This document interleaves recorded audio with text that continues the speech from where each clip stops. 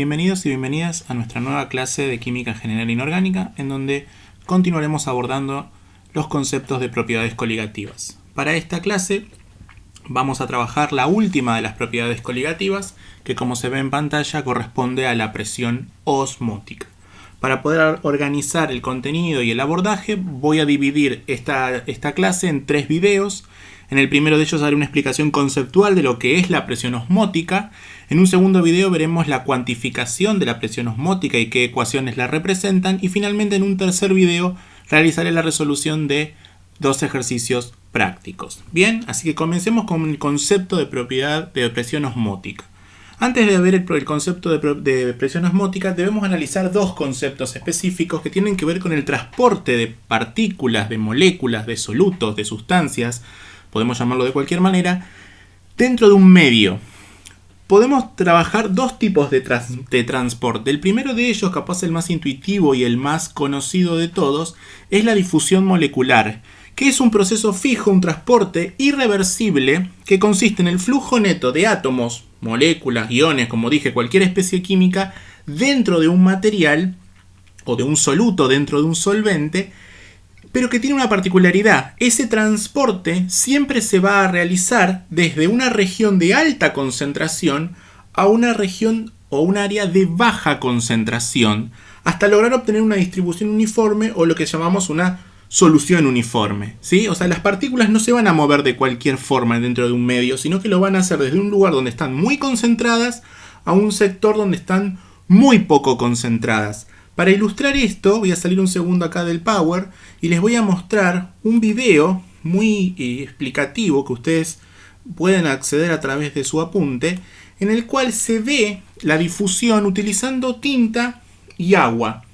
En pantalla lo que se ven son 2 vasos de agua fría a la izquierda y agua caliente a la derecha, en donde se le va a introducir una gota de tinta a cada uno de los recipientes. Lo que vamos a empezar a ver es que inicialmente la tinta está completamente concentrada en esa gotita, pero a medida que las partículas comienzan a moverse, empiezan justamente a difundirse, es decir, empiezan a trasladarse hacia regiones donde hay poca cantidad de tinta. ¿Dónde hay poca cantidad de tinta? Justamente en toda la masa de agua. Entonces, esa forma en la cual las moléculas, desde una región muy concentrada, gotita de tinta, van a empezar a desplazarse y a moverse en toda la masa de agua, es decir, hacia regiones donde hay poca cantidad de tinta, se llama difusión. ¿Cuál es digamos, la finalidad del agua fría y el agua caliente? Que sabemos que según la teoría cinética las partículas se mueven en función de la temperatura. Mientras mayor sea la temperatura del medio, mayor agitación tienen las partículas y por lo tanto más rápido se mueven. Entonces vemos que en el agua fría la difusión es mucho más lenta porque las partículas no logran moverse a mucha velocidad a través del agua. Mientras que en el agua caliente la difusión es completamente rápida porque las moléculas logran moverse más rápido. O sea, es ese gradiente, es decir, desde la zona de alta concentración, gota de tinta, hacia la zona de baja concentración, toda la masa de agua, es mucho más rápido ese movimiento en el agua caliente. Finalmente, lo que vamos a observar a medida que pasa el tiempo es que se va a poner uniforme el medio, es decir, toda esta tinta va a lograr difundir en el agua y toda el agua va a quedar teñida de color de la tinta. Entonces de esa manera vamos a ver que este fenómeno de difusión culmina de cierta manera cuando toda la región posee la misma concentración, es decir, ya no hay diferencias de concentración y por lo tanto la difusión termina. Muy bien, bueno, volviendo a nuestro PowerPoint, para poder entender lo que ahora vamos a explicar, ¿qué pasaría si yo ahora el medio lo divido? Es decir, digo, bueno, tengo 2 medios y los voy a dividir a través de una membrana, ¿sí? Entonces voy a lograr tener 2 regiones que pueden tener la misma solución o diferente solución. Bueno, esa membrana que yo voy a dividir, la que voy a utilizar, no va a ser cualquier membrana, sino que va a ser una membrana que se llama semipermeable. Todo esto lo explico porque quiero llegar al concepto de presión osmótica. Entonces, si divido el medio a través de una membrana semipermeable, ¿qué significa que la membrana sea semipermeable? Permeable es que permite el paso de cosas. Semi, justamente, no va a permitir cualquier tipo de paso, sino que va a dejar solamente pasar a las moléculas de solvente, que por lo general en nuestro caso siempre va a ser el agua, pero no va a dejar pasar las moléculas de soluto. Es decir, el soluto va a quedar confinado en la región en la que se encuentra y el pasaje a través de la membrana va a ser solamente de moléculas de solvente. Bueno, lo que se observa experimentalmente es que si yo separo dos soluciones de diferente concentración a partir de una membrana semipermeable, lo que se va a generar es lo que se conoce como el proceso de ósmosis. ¿Sí? Ya no difusión, sino ósmosis. ¿En qué va a consistir ese proceso de ósmosis? En el pasaje de moléculas de solvente, es decir, de moléculas de agua, decimos solvente para generalizar, a través de esa membrana semipermeable. ¿Y cómo va a ser ese pasaje? ¿Va a ser en cualquier dirección y sentido? No. Va a ser siempre desde la zona de menor concentración de la solución hacia la solución más concentrada.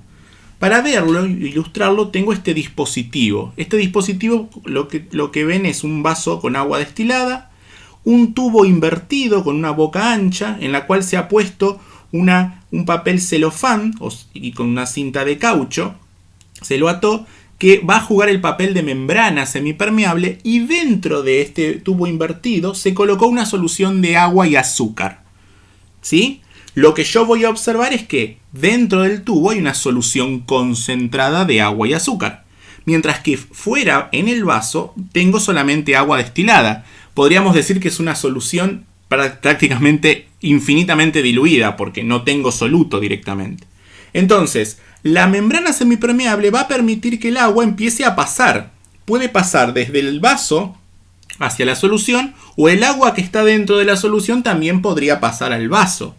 Bueno, lo que se observa experimentalmente es que lo que va a ocurrir es que el agua que está fuera, es decir, la del vaso, va a ser la que va a empezar a ingresar a la solución.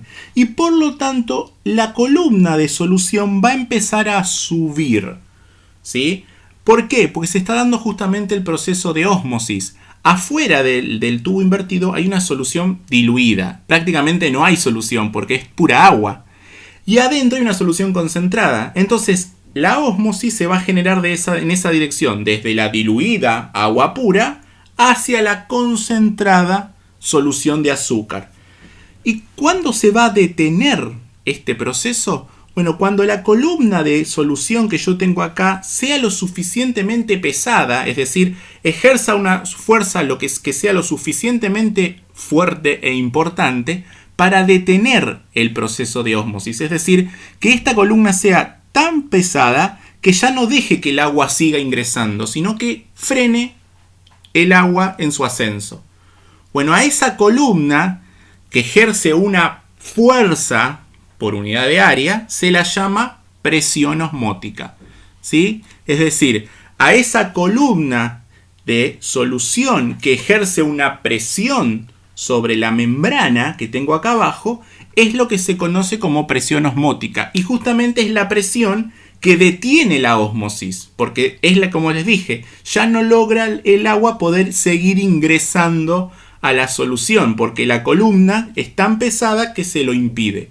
Acá vemos otro esquema que también representa lo mismo. Tenemos acá el proceso de ósmosis común, solución concentrada, solución diluida. El agua es la que atraviesa la membrana desde la diluida hacia la concentrada. Las moléculas de soluto no pueden pasar, sino que pasa el agua. Y finalmente, cuando la ósmosis se detiene, es decir, se ejerce una presión sobre esta solución concentrada que detiene la ósmosis, entonces a esa presión se la llama presión osmótica. Es muy importante que se tenga en cuenta que el agua es la única que puede pasar por la membrana, no puede pasar el soluto. Y también expliqué lo de difusión porque otra manera de poder ver la ósmosis es pensándolo en función del agua. Fíjense, dijimos que el agua fluía de la solución diluida a la concentrada. En una solución diluida hay mucha cantidad de agua y poca cantidad de soluto. Mientras que en una solución concentrada hay mucha cantidad de soluto, pero poca cantidad de agua. Entonces, ¿cómo va a difundir el agua? Y de donde hay mayor cantidad a donde hay menor cantidad de agua. Entonces también se puede ver la ósmosis como una difusión del solvente. Pero bueno, con esto dejo acá este video en el cual expliqué la presión osmótica y en un segundo video veremos la cuantificación y por qué la presión osmótica es una propiedad coligativa. Los veo en el próximo video. Hasta luego.